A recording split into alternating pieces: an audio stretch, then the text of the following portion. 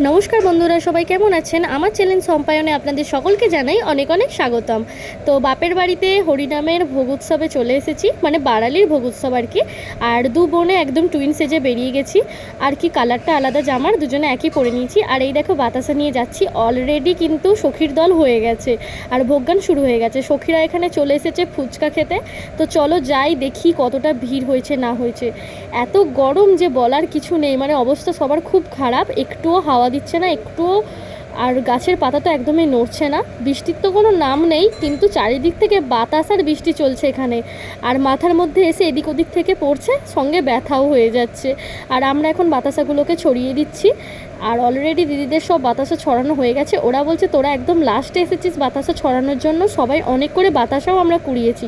তো চলুন কিছু বাতাসা আমরাও কোড়াই আর কি, মানে ভালো লাগে বাতাসা কুড়াতে। সঙ্গে লজেন্সও ছুটছিল অনেক।